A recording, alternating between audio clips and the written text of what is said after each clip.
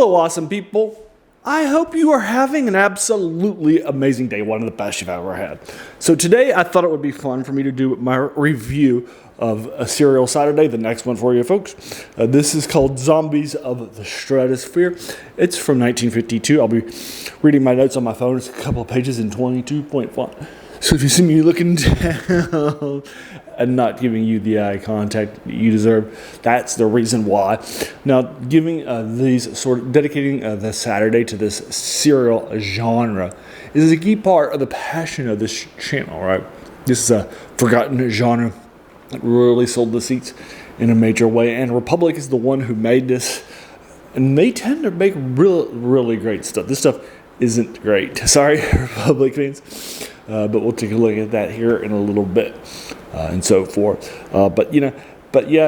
Republic tends to really put out some good quality work. They've got some great things that we've looked at in the past, and so forth. Now, this is supposed to be a sequel to the previous one, Radar Men from the Moon, which was also 12 parts, and this one's 12 parts and a very, very fast 167 minutes. So it won't take that much of your time to go back and watch.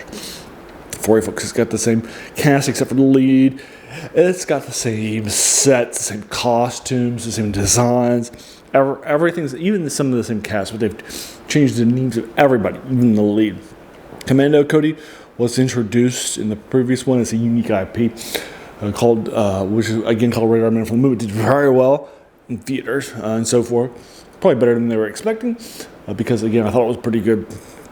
And the unique IP allowed them to build the story that they wanted to rather than force their story around another popular IP, if you will. It's kind of like Captain Marvel versus Captain America, which they both did, by Republic too, right? And such. So you can kind of see that and such. So anyway, so the idea here was to have that as a sequel. But after seeing it, I'm sure I can see why they said that they probably didn't want to hurt the name. Even though it has all the same sets, all the same characters, except for the lead, and so forth. I can see why, because after watching it, my one-word summary is, ugh. Sorry about that. All right. So this stars as the new lead protagonist and a new one. His name is Larry Martin, for you folks. And this actor is Judd Hodren, for you folks. And as his female sidekick, it still stars Aline Town, but this time as Sue Davis instead of the previous one, for you folks. And she'll also recur in the next one, which we've already started, which will be next to Commander Cody, Sky Marshal of the Universe, and so forth, which is also by Republic. And it's not really a sequel to this, but a sequel to the previous one, and so forth. Wilson Wood stars as his male protagonist called Bob Wilson, so that's fun. Wood stars as Bob Wilson. I wondered how they did that in order for him to remember his name. The male sidekick, and then as the evil bad guy, Merrick's the actor Elaine Bradford, for you folks. It also stars a young Leonard Nimoy, who you might know as a particular guy from Star Trek, aka Spock. Also as an alien, in this case the Martian, named Narab, for you folks. So I typically try to avoid spoilers, but I like to give you the first chapter just so you can kind of be caught up with what's happening. And in the first chapter here, Larry Martin finds an invading rocket into the Earth, so he uses his jetpack and suit and his helmet and such to go check it out. And it's a group of 3 people. It's from Mars and so forth. And because of Mars being knocked out of its orbit and the area that's not in great relationships with the sun, it's people there just have to have a hardy life. It just can't live and so forth. Once they want to move, their General Merrick wants to detonate an H-bomb on Earth to knock it out of its orbit so that Mars can move on in. And basically they'll swap places. And so forth, which doesn't seem scientifically possible. I don't see how you could switch the orbits of 2 planets with a bomb. How could be a bomb be big enough to knock Earth out, but not destroy Earth? I don't know. But anyway, it's not my idea. And so forth. But that's the plot in the first chapter. So now you're going to set about, Larry Martin's going to set about trying to stop that. And so forth. All right, so this was directed by Fred Brannon. He also directed a lot here, Fred C. Brannon. And then Roland Davidson is the sole writer on this one. He's also written a few recently by Republic that we've been doing recently and so forth too. Now, like I said, like I alluded to before, normally Republic is a quality name, and they do quality stuff. They dedicate a nice budget. They dedicate nice times of filming. They don't spend a lot of time with reusing special effects that much, unless it makes sense for the story, that sort of a thing. But this was the least budgeted film. I'm sorry, serial of 1952, and it shows with very little filming time too. It's got reuses of the robot from the. It's got a clip showed to episode 10.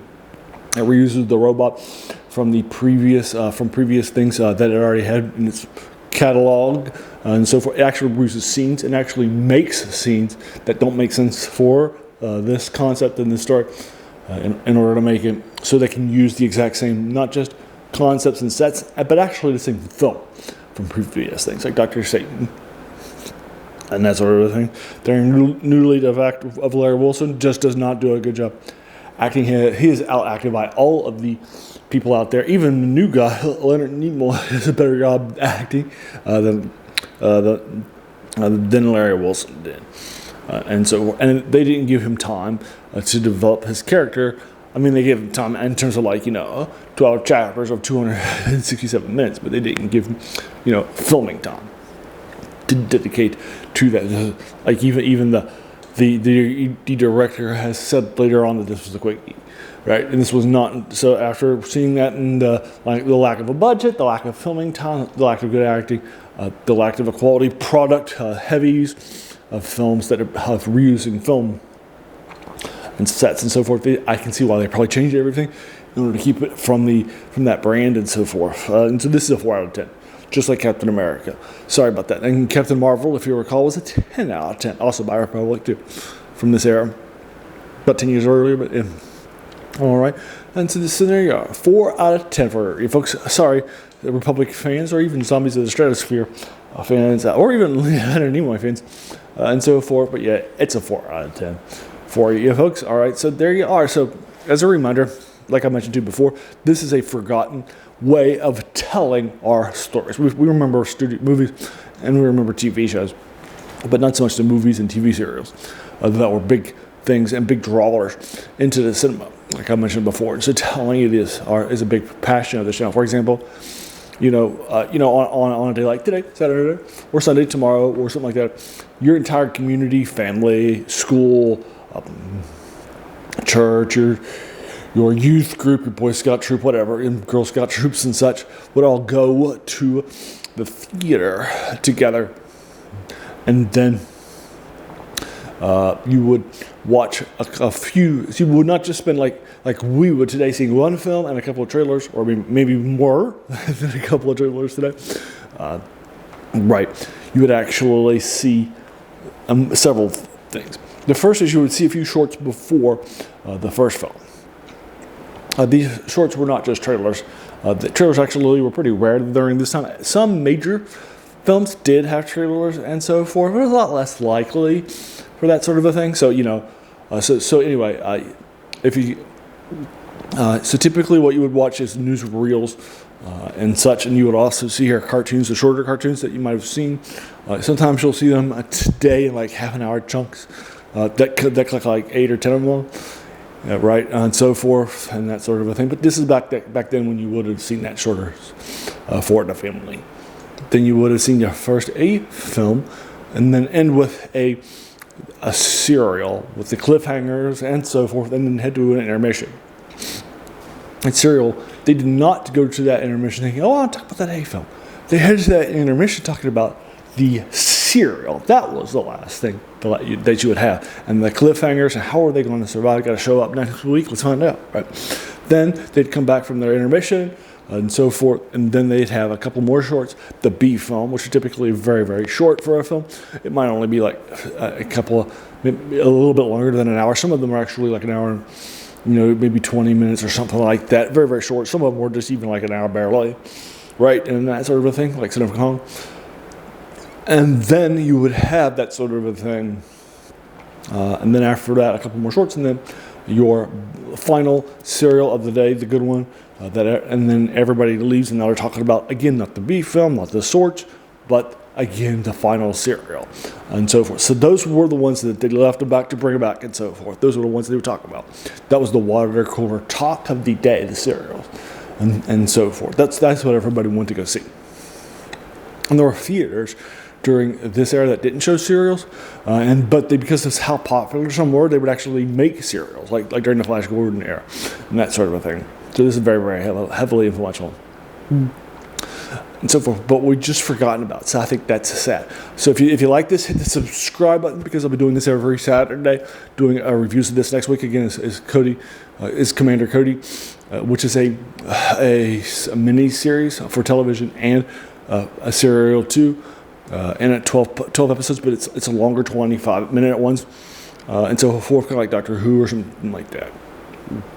But it was shown as a movie serial and on TV too. That's Commander Cody, Scott Marshall of the Universe. I've already done 7 episodes of it already, as the recording of this on Thursday, a couple of days before I have to record. Typically, we'll watch it, and so forth, because of how fast that previous one was. So yeah, it's good stuff. I saw how long it was. I was like, oh, if that started, so forth. It's much better. It's much higher. It's very higher quality and that sort of a thing. But it's unique. It's a miniseries, it's a TV series, and it's a serial. It's 3 different things in one genre. So check that out. Also, yesterday I did my review of all of the King Kong films, right, from Son of Kong, which and such, all the way up to King Kong proper. The Kong Skull and stuff like that. So you can check that out. Godzilla versus Kong, King Kong versus Godzilla, and King Kong X Godzilla and such. So you can check out all my thoughts on that too. That was yesterday. So if you like this one, you'll probably like that one too, right? And so forth. I try to do some of these older films and stuff too. The passion of this channel is science fiction, fantasy, and horror.